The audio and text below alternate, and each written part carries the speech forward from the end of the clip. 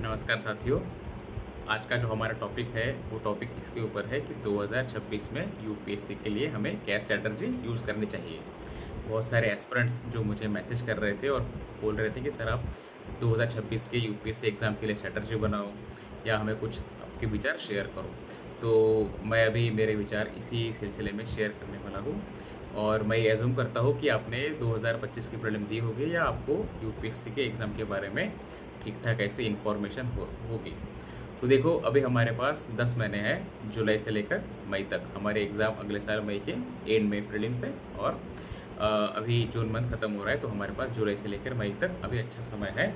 और हमें ये टारगेट रखना चाहिए कि इस 10 महीने में हमें हमारे यूपीएससी मेंस हो गया और यूपीएससी प्रीलिम्स हो गया, दोनों का सिलेबस अच्छे से पढ़ के उसके नोट्स बना के रिवाइज़ करना है, ताकि हमें अगले साल की प्रीलिम पास करना है और उसके बाद हमें अच्छे नंबर से मेंस भी पास करके इंटरव्यू में जाना है और फाइनल सिलेक्शन लेना है। तो देखिए, अब हमें करना क्या है। अभी मंथ है जून, अब जून एंड हो रहा है, 2-3 दिन बचे हैं। तो अभी हमें जुलाई से, अगर आप अपना टाइम टेबल बनाओगे तो जुलाई से लेकर जनवरी तक आप इसको यूपीएससी मेंस के लिए डिवोट करो और जनवरी के बाद से मई तक आप यूपीएससी प्रीलिम्स के लिए डिवोट करो। अब हमें करना क्या है, अगर हम जुलाई से लेकर जनवरी तक यूपीएससी मेंस के लिए टाइम डिवोट कर रहे हैं तो आप टाइम टेबल बनाओ।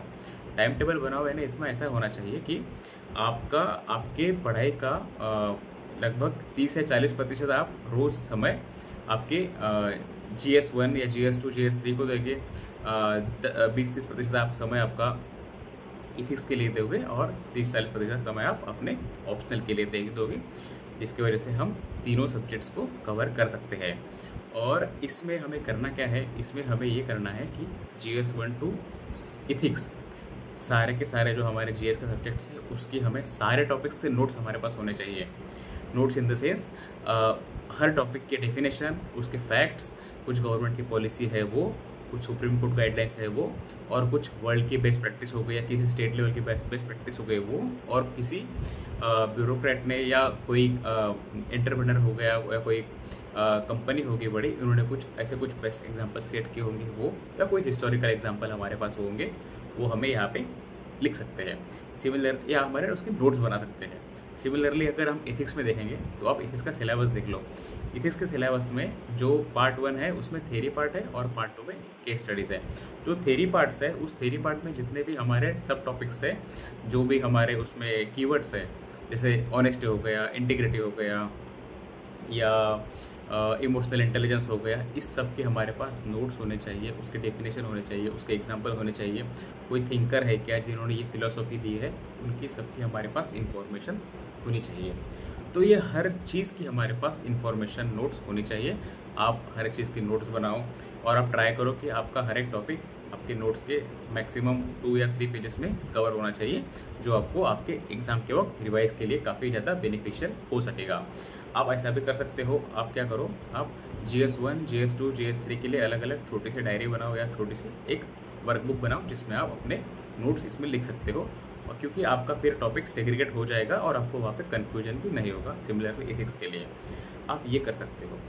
अब ये करते वक्त आपको क्या करना है, आपको पैरेलली पेपर भी सॉल्व करने हैं। अब देखो, पेपर सॉल्व करने के 2 तरीके हैं। पहला तरीका ये है कि आप डेली आंसर राइटिंग करो। अब डेली आंसर राइटिंग में आप क्या कर सकते हो, आप डेली आंसर राइटिंग में जो भी क्वेश्चंस अवेलेबल है GS के, आप उसको 2 या 3 क्वेश्चन आप लिख सकते हो। मुझे लगता है डेली आंसर राइटिंग के भी कुछ प्रोग्राम्स चलते हैं मार्केट में, आप उनको भी आप ज्वाइन कर सकते हो। आप क्वेश्चन आंसर आप डेली लिखोगे तो आपको प्रैक्टिस हो जाएगी, आपको लिखने की प्रैक्टिस भी होगी। आपको जैसे कि आप कम से कम समय में आपको आंसर लिखने का भी आपकी स्पीड बढ़ जाएंगी। और दूसरी बात ये भी रहेगी कि जब आपकी कॉपी इवैल्यूएट होंगी तो आपको समझ में आएगा कि आपकी स्ट्रॉन्ग पॉइंट क्या है, आपके वीक पॉइंट्स क्या है। आप अपना स्वॉट एनालिसिस भी कर सकते हो इसकी वजह से, तो आप ये कर सकते हो। दूसरी बात है कि आप कोई टेस्ट सीरीज़ ज्वाइन कर सकते हो। मार्केट में बहुत सारे टेस्ट सीरीज़ अवेलेबल है जो आपको पता है, आप उसे भी ज्वाइन कर सकते हो। और उनका जो टाइम टेबल है, उन टाइम टेबल के अकॉर्डिंग आप अपना शेड्यूल फिक्स करके वैसे पढ़ाई कर सकते हो। तो ये सब आपके ऊपर डिपेंड है, आपको करना क्या है। जो भी आपको बेटर लगेगा आप वो कीजिए, लेकिन मेरी सलाह ये रहेंगी, ये जुलाई से लेकर जनवरी महीना है, इसमें आप मैक्सिमम आंसर राइटिंग प्रैक्टिस कीजिए, जिसकी वजह से आपको लिखने की भी आदत हो जाएंगी और दूसरी बात है कि आपके कॉन्सेप्ट्स क्लियर हो जाएंगे और आप जीएस के क्वेश्चन, जैसे कि 10 नंबर का क्वेश्चन हम अक्सर 7 मिनट में लिखते हैं और 15 नंबर का क्वेश्चन हम 11 मिनट में लिखते हैं, इसकी प्रैक्टिस भी आपकी हो जाएगी। सिमिलरली आप क्या करो, एसे के लिए आप ऐसा कर सकते हो, जो भी टॉपिक है एसे के, जैसे मान लो कि प्रीवियस ईयर क्वेश्चन पेपर के आप वो टॉपिक उठा लो और आप हर महीने के 2 या 3 बार आप ऐसे लिख सकते हो। सपोज़ आप अगर हर महीने के 3 बार ऐसे लिख रहे हो तो हर 10वें दिन आप एक ऐसे लिखो, तो हर महीने आपके 3 ऐसे हो जाएंगे। और आप इसमें ये कोशिश करो कि आप प्रीवियस ईयर के जो ऐसे है उसको आप यहाँ पे सॉल्व करने की कोशिश करो। आप प्रीवियस ईयर के ऐसे सॉल्व करोगे तो आपको रफली आइडिया आ जाएगा कि यूपीएससी किस किस डायमेंशन पे ऐसे यहाँ पे यूपीएससी ने पूछे हैं। और इसे इवैल्यूएट करने के लिए आप अपने पीयर ग्रुप के साथ ले सकते हो, अपने फ्रेंड्स के साथ ले सकते हो, जो आपका ऐसे इवैल्यूएट करेगा और जो भी आपका ग्रुप रहेगा वो आपको पॉइंट्स बताएगा और आप उस पॉइंट को आपके ऐसे में आगे इनकॉर्पोरेट कर सकते हो, या आपको अलग एक नया डायमेंशन मिलेगा जो आप आपके मेन एग्जाम में भी उसको आप इनकॉर्पोरेट कर सकते हो, जो आपको बेनिफिशियल भी हो सकता है। मुझे ऐसा लगता है कि पीयर ग्रुप हमारी यूपीएससी प्रिपरेशन में बहुत ज़्यादा ज़रूरी है। पीयर ग्रुप की वजह से हम यूपीएससी प्रीलिम, मेंस और इंटरव्यू, ये तीनों स्टेज पे अच्छा परफॉर्म कर पाते हैं, क्योंकि हमारे कंसेप्ट वहाँ पे अच्छे क्लियर होते हैं। अब रही बात ऑप्शनल की, देखिए आपका जो ऑप्शनल है पहले आप उसका सिलेबस देख लीजिए पूरा का पूरा। दूसरी बात यह है कि आप प्रीवियस ईयर क्वेश्चन एनालिसिस कीजिए। आपको जैसे मेरा ऑप्शनल सोशियोलॉजी था, तो मैंने जब एनालिसिस किया था तो मुझे समझ में आया था कि सोशियोलॉजी के बहुत सारे क्वेश्चंस यूपीएससी रिपीट करती है। तो अगर आपके ऑप्शनल में भी क्वेश्चन रिपीट होते हैं तो आप वो एनालाइज कीजिए और आपको समझ में आएगा कि कितना आपका ऑप्शनल रिपीट होता है, तो आप वो क्वेश्चन सॉल्व करने की कोशिश कीजिए। दूसरी बात ये भी है कि आप आपकी जो नोट्स होंगे ऑप्शनल की वो आप अच्छे से पढ़ो, उसे रिवाइज़ करो और मैक्सिमम टाइम रिवाइज़ करने की कोशिश करो, क्योंकि एक बात हमेशा याद रखना, यूपीएससी मेंस में मैक्सिमम स्कोर हम ऑप्शनल में फेच कर सकते हैं। आपको जीएस में हर पेपर में 100, 110, 115 नंबर मिल सकते हैं जो अच्छा स्कोर होता है, लेकिन आपको ऑप्शनल में हर पेपर में 150, 160 नंबर भी आपका स्कोर हो सकता है, या 140 प्लस भी आपका नंबर स्कोर हो सकता है, जिसकी वजह से आपको आपका सिलेक्शन होने में बहुत ज़्यादा हेल्प होती है। अगर आपको सिलेक्शन वैसे ही हो रहा है तो आपको आईएएस या आईएफएस या आईपीएस मिलने के लिए ऑप्शनल की बहुत ज़्यादा हेल्प होती है। तो आप ऑप्शनल को मैक्सिमम टाइम डिवोट करो, उसके कंसेप्ट आप अच्छे से प्रिपेयर करो, आपके उसके पास नोट्स होने चाहिए, उसके डेफिनेशन, अगर आपके ऑप्शनल में एग्जाम्पल्स अगर आप लिख सकते हो तो आप करंट एग्जाम्पल उसमें क्या देख सकते हो, इसके बारे में भी अच्छे से आप यहाँ पे पढ़ाई करो या नोट्स बनाओ। और हो सके तो आपका कोई मेंटर होगा ऑप्शनल का, आप उनसे मिलिए, उनसे डिस्कस कीजिए, और अपने जो पीयर ग्रुप्स होंगे ऑप्शनल के आप उनके साथ भी डिस्कस कर सकते हो।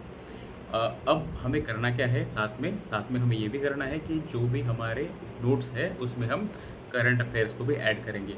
देखिए करंट अफेयर्स इतना वास्ट टॉपिक है कि हमें यहाँ पे डेली कुछ ना कुछ चेंजेस होते रहते हैं, तो जो भी इम्पोर्टेंट जो थिंग्स है अब हमें उसके बारे में इंफॉर्मेशन होनी चाहिए, उसके हमारे पास छोटे मोटे नोट्स होने चाहिए जो हम हमारे आंसर में इनकॉर्पोरेट कर सकते हैं। जैसे कि अभी ऑपरेशन सिंदूर हो गया, उसके बाद अभी इजराइल और ईरान का वॉर हो गया, अभी रिसेंटली रेयर अर्थ मैग्नेट के ऊपर बातें हो रही है, कुछ पावर्टी के ऊपर आर्टिकल्स आ रहे हैं, तो आपको आइडिया आ जाएगा कि जो मेन टॉपिक्स है उनके ऊपर आर्टिकल्स जो हमारे न्यूज़पेपर है उसमें काफ़ी बार आते हैं अलग अलग ऑथर के द्वारा या अलग अलग जो भी राइटर्स है उनके द्वारा। तो आप उसमें का क्रक्स लीजिए और उसके नोट्स बनाइए, क्योंकि मैक्सिमम टाइम ऐसा भी होता है कि यूपीएससी वहाँ से भी क्वेश्चन फ्रेम कर सकती है, तो आपके पास डेटा रहेगा। और दूसरी बात यह है कि आप आपका करंट अफेयर जो भी मैगजीन पढ़ रहे होंगे वो मैगजीन पढ़िए, लेकिन आप आपके न्यूज़पेपर को नज़रअंदाज मत कीजिए, आप न्यूज़पेपर डेली बेस पे पढ़ो। दूसरी बात ये भी है कि आप हर महीने की योजना मैगजीन भी पढ़ो। योजना मैगजीन का जो इशू होता है हर महीने का वो हमारे यूपीएससी के सिलेबस के अकॉर्डिंग होता है, यानी उनका जो इशू रहता है वो इशू हमारे यूपीएससी सिलेबस में मिल ही जाता है, तो आप उसे अच्छे से पढ़ो, हर महीने की योजना पढ़ो। ऐसा नहीं कि आपको पूरी योजना पढ़नी है, उसमें कि 2 या 3 टॉपिक पढ़ो जो काफ़ी पर्याप्त है हमारे कंसेप्ट समझने के लिए और हमारे नोट्स बनाने के लिए और हमारे एग्ज़ाम के पर्सपेक्टिव के लिए। तो आप योजना अच्छे से पढ़ो। ये आप एक्सरसाइज करो जुलाई से लेकर जनवरी तक।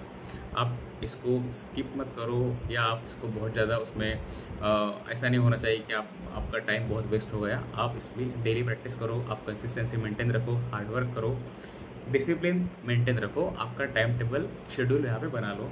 अगर आपका टाइम टेबल रहेगा तो आपको आपके पास एक टारगेट रहेगा। देखिए, अगर हमारे पास टारगेट होता है तो हम टारगेट अचीव करने के पीछे लगते हैं, और फिर हम हमारे जो टारगेट अचीव करने के पीछे लगने की वजह से हम हमारा सिलेबस उसमें कंप्लीट कर सकते हैं। अगर आप टारगेट नहीं रखोगे तो फिर आप थोड़ा सा मिसगाइड भी हो सकते हो, ऐसा मेरा मानना है। अब जनवरी के बाद आप क्या करो, जनवरी के बाद आप करो अपना यूपीएससी प्रीलिम के ऊपर आप धीरे धीरे स्विच हो जाओ। यूपीएससी प्रीलिम में दो चीज़ें हैं, एक तो है हमारा पेपर वन, दूसरा है सीसेट। सीसेट बहुत सारे लोगों के लिए टफ जाता है, और सीसेट की वजह से बहुत अच्छे अच्छे जो एस्पिरेंट्स हैं जो अभी सर्विस में चाहिए थे लेकिन वो सिलेक्ट नहीं हो पाते क्योंकि उनका सीसेट का स्कोर ही नहीं आ पाता है। तो सीसेट पेपर ही ऐसा है, लेकिन हमारे हाथ में सिर्फ ये है कि हम मेहनत करेंगे और सीसेट में अच्छे से अच्छा स्कोर लाएंगे, जिसकी वजह से हमें मैक्सिमम मार्क्स मिलेंगे सीसेट में और हमारा यहाँ पे सिलेक्शन होने में हेल्प हो जाएगी। अब देखिए, सीसेट 3 भागों में डिवाइड किया गया है, एक है कॉम्प्रिहेंशन, एक है मैथ्स, एक है रीजनिंग। अब अगर हम 2025 का सीसेट का पेपर देखेंगे तो उसमें जो इंग्लिश कॉम्प्रिहेंशन है वो काफ़ी टफ लगा लोगों को, थोड़ा सा उसके ऑप्शनल समझने में थोड़ा सा एम्बिग्यूअस लगा, क्या ऑप्शन लगाना चाहिए इसके बारे में लोगों को कन्फ्यूजन हुआ। ये चीज़ें हमने इस बार देखी है, लेकिन दो चीज़ें ऐसी है, एक है मैथ्स, दूसरा है रीजनिंग, जो हम अच्छे से सॉल्व कर सकते हैं और जिसका फिक्स आंसर हमें हमारे 4 ऑप्शन में से हम निकाल सकते हैं। तो ये दो चीज़ें ऐसी है कि आप इसको अच्छे से अभी से प्रैक्टिस करो। अगर आपका सीसेट वीक हो तो उसके लिए आप तो यूट्यूब पे वीडियो देखो, अगर आपको क्लास ज्वाइन करनी तो क्लास ज्वाइन करो, या आपको प्रीवियस ईयर पेपर तो लगाने ही लगाने हैं, नहीं तो आपको बुक पढ़ने तो बुक पढ़ लो। लेकिन आपके पास समय अभी से ही है तो आप अभी से ही मैक्सिमम 1 घंटा आप दे सकते हो सीसेट के लिए, और इसमें 1 घंटे में आप दोनों जो टॉपिक है, रीजनिंग हो गया, मैथ्स हो गया, इसको आप इसके कंसेप्ट क्लियर करने की कोशिश करो और मैक्सिमम प्रैक्टिस करो। सीसेट में ऐसा है, मैथ्स और इंग्लिश में जितने प्रैक्टिस करोगे आप उतना खुद को पॉलिश करोगे और आपको उतना हेल्प होगा आपके सीसेट के पेपर को सॉल्व करने में। और फिर आपको जनवरी के बाद से आपको सीसेट तो करना ही करना है रोज़, तो आप उस हिसाब से अभी से ही प्लानिंग करो सीसेट की। और उसके बाद आप 2013 से 2025 तक के जितने भी सीसेट के पेपर अभी तक यूपीएससी ने पूछे हैं, आप सारे के सारे पेपर सॉल्व करो, टाइम लगा के सॉल्व करो। ऐसा नहीं कि आप पेपर सॉल्व कर रहे हो बस सॉल्व आपके लिए सॉल्व कर रहे हैं, नहीं, 2 घंटे लगा के आप सॉल्व करो। आपको जो स्कोर आएगा, आपका ऑटोमेटिक स्कोर वहाँ पे बढ़ते ही जाएगा। लेकिन हमें ओवर कॉन्फिडेंस में जाना नहीं है, हमें हमारे पैर ज़मीन पे ही रखने हैं अगर आपका स्कोर अच्छा भी आ रहा हो तो, क्योंकि सीसेट का पेपर ही ऐसा है, बस हमें प्रैक्टिस करनी है, ठीक है। दूसरी बात है जीएस की, यानी जो हमारा पेपर 1 है उसकी। अब पेपर 1 का सिलेबस तो आपको पता ही है, और बहुत सारे एस्पिरेंट ऐसे हैं कि जिन्होंने काफ़ी अच्छा स्कोर इस बार भी लाया है, लेकिन अनफॉर्चुनेटली उनका यहाँ पे सिलेक्शन नहीं हो पाया होगा। तो आप क्या करो, आप खुद को पहले एनालाइज करो कि आपकी चूक कहाँ पे हुई है, आपका स्कोर कम क्यों आया है, या आपका स्कोर उतना क्यों नहीं आया है जो हमारे कट ऑफ के लिए पर्याप्त है। भाई आप ये देखो, मोस्ट ऑफ द टाइम ये होता है कि हमारा स्कोर इसीलिए कम आता है क्योंकि हम सिली मिस्टेक्स करते हैं। सिली मिस्टेक यानी कैसे होता है कि हम ओवर कॉन्फिडेंस में जाते हैं, हमें लगता है कि फलाने क्वेश्चन का आंसर ए होगा, लेकिन हम क्या करते हैं, हम उसको ए लगाते हैं, लेकिन उसमें कुछ माइन्यूट डिटेल ऐसी रहती है जब हम उसको नज़रअंदाज करते हैं और उसका ऑप्शन ए के अलावा दूसरा बी सी डी जो भी हो सकता है वो होता है। तो ऐसे बहुत बार होता है। कभी कभी यूपीएससी इनकरेक्ट पूछती है, हम करेक्ट के ऊपर मार्क करके आते हैं, हमें आते हुए भी। तीसरी बार क्या होती है, हम इतनी गड़बड़ में रहते हैं कि हम क्या करते हैं, क्वेश्चन नंबर 10 की जगह क्वेश्चन नंबर 11 को हम क्वेश्चन नंबर 10 को अटेम्प्ट करके आते हैं। इसकी वजह से हमारा पूरा पेपर खराब होता है। इस बार एस्पिरेंट्स कुछ ऐसे भी थे जिन्होंने 2 घंटे केवल हमारे क्वेश्चन पेपर पे ही पेपर सॉल्व किया, और बचे हुए टाइम में उन्होंने ट्राई किया हम हमारे आंसर शीट फिल कैसे करेंगे, और उसमें उनको समय नहीं मिल पाया, इसलिए वो 40 से 50 क्वेश्चन ही सॉल्व कर पाए। तो अभी आप क्या करना है, जनवरी के बाद से आप एक बुकलेट मिलती है OMR शीट की, वो बुकलेट खरीद लो और आप प्रैक्टिस करो कि आप 2 घंटे में जो भी आपका पेपर है, एक तो पेपर 1 हो गया या सीसेट हो गया, उसे अच्छे से कायदे से और तरीके से सॉल्व करने की कोशिश करो आप, जिसके वजह से आपको ये जो सारी जो अनवांटेड ऐसे जो मिस्टेक्स है वो नहीं होगी आपकी। इसके वजह से आपके कम से कम 5 या 6 नंबर या 10 नंबर तक आपके बढ़ सकते हैं।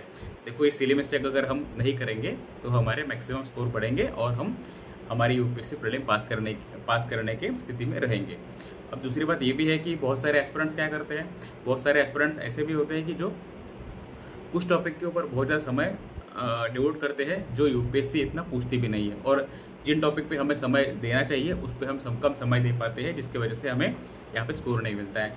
तो आप प्रीवियस ईयर क्वेश्चन देख लो या आप रिसेंटली कुछ क्वेश्चन देख लो, पेपर देख लो, उसमें आपको आइडिया आ जाएगा कि यूपीएससी किस टॉपिक पे क्वेश्चन ज़्यादा पूछती है। जैसे इंडियन पॉलिटी हो गया, एनवायरमेंटल इकोलॉजी हो गया, इकोनॉमी हो गया, इसके ऊपर आप इंडियन पॉलिटी में देखोगे तो आपको समझ में आएगा कि यूपीएससी हर साल एक question fundamental right, DPSP, directive principle हो गया, या फंडामेंटल ड्यूटी या प्रियम्बल, इसके ऊपर एटलीस्ट एक क्वेश्चन पूछती है। एक क्वेश्चन यूपीएससी पार्लियामेंट के ऊपर पूछती है, एक क्वेश्चन यूपीएससी कॉन्स्टिट्यूशन बॉडी के ऊपर पूछती है। सिमिलरली इकोनॉमिक्स में अगर हम देखेंगे तो यूपीएससी एक क्वेश्चन, मोस्टली क्वेश्चन यूपीएससी जो भी फाइनेंस कमीशन होता है उसके ऊपर पूछेंगे, एक क्वेश्चन यूपीएससी बजट के ऊपर पूछेंगे। एक अब इस साल तो यूपीएससी ने कुछ क्वेश्चन ऐसे पूछा है कि जो हमें उसमें पजल सॉल्व करने को बोला है उन्होंने एमसीक्यू के इसमें इकोनॉमिक्स के। तो आप ये पेपर देख लो, आपको आइडिया आ जाएगा कि कौन से टॉपिक हमारे लिए बहुत ज़्यादा इंपॉर्टेंट है, आप उसको अच्छे से कीजिए। तो ये आपको करना है। अगर आप इसको स्मार्ट वर्क के तरीके से करोगे तो आपको इसमें ज़्यादा बेनिफिशियल रहेगा। और लेकिन मुझे पूरी उम्मीद है कि आपको आपकी अच्छे से पढ़ाई यूपीएससी प्रीलिम्स की तो हो ही गई होगी, क्योंकि आपने अच्छे से पढ़ा होगा इस बार अटेम्प्ट के लिए। लेकिन फिर भी थोड़े से नंबर से बहुत सारे एस्पिरेंट्स का मुझे पता है यहाँ पे सिलेक्शन नहीं हो पाया है। और इसका कारण एक तो ये हो सकता है कि जो मैंने अभी डिस्कस किया कि आप सिली मिस्टेक आपने यहाँ पे की होंगी। दूसरी बात मैंने ये भी देखी है कि यूपीएससी एक साइकोलॉजिकल गेम है। अब साइकोलॉजिकल गेम यानी कैसा होता है कि बहुत सारे एस्पिरेंट्स ऐसे होते हैं कि अगर मान लो उनको कंटिन्यूसली 4 या 5 क्वेश्चन नहीं आएंगे, 7-8 क्वेश्चन नहीं आएंगे, तो वो सरेंडर करते हैं। उनको लगता है कि पेपर बहुत टफ है और टफ है तो फिर मैं पास नहीं कर पाऊंगा, और सरेंडर करते हैं। जिस टाइम वो सरेंडर की सोचते हैं उसी टाइम वहाँ पे फेल हो जाते हैं। देखो ये एग्ज़ाम माइंडसेट की है। आपको 100 क्वेश्चन सॉल्व करते वक्त या सीसेट के 80 क्वेश्चन सॉल्व करते वक्त आपको आपका पॉजिटिव माइंडसेट ही रखना है। भले ही आपके आंसर गलत हो रहे होंगे, भले आपको आ नहीं रहा होगा, फिर भी आपको हर क्वेश्चन पे खुद को मोटिवेट करना है कि नहीं, मैं अगला क्वेश्चन अच्छे से सॉल्व करने की कोशिश करूँगा, जिसकी वजह से मेरे मैक्सिमम चांसेस बनेंगे कि मैं यूपीएससी प्रीलिम पास सकूँ। सिमिलरली हमें यूपीएससी मेंस में भी ऐसा एटीट्यूड होना चाहिए। तो हमारा एटीट्यूड जो है वो मैक्सिमम पॉजिटिव रखने की कोशिश करो। अगर पॉजिटिव एटीट्यूड रहेगा तो हम यूपीएससी पास करने के लिए यहाँ पे सक्षम बन सकते हैं। देखो नेगेटिव एटीट्यूड रहेगा आपका तो आप फेल होने के आपके चांसेस रहते हैं। तो हमें सिर्फ एटीट्यूड ही चेंज करना है, माइंडसेट ही चेंज करना है, तो उतना हमें हमारे हाथ में है। उसके लिए आप क्या करो, पढ़ाई करो, प्रैक्टिस करो और अपने कंसेप्ट्स क्लियर करो। अगर आप मैक्सिमम प्रैक्टिस करोगे तो आपका कॉन्फिडेंस ऑटोमेटिक यहाँ पे बूस्ट होगा।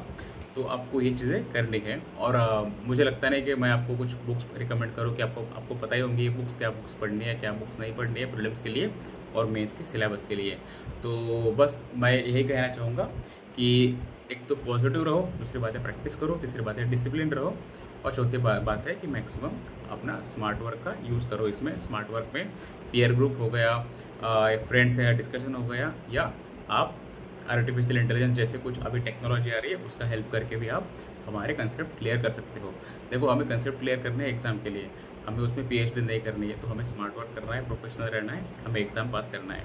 तो बस यही मैं कहना चाहूँगा और आपको मैं ऑल द बेस्ट कहना चाहूँगा।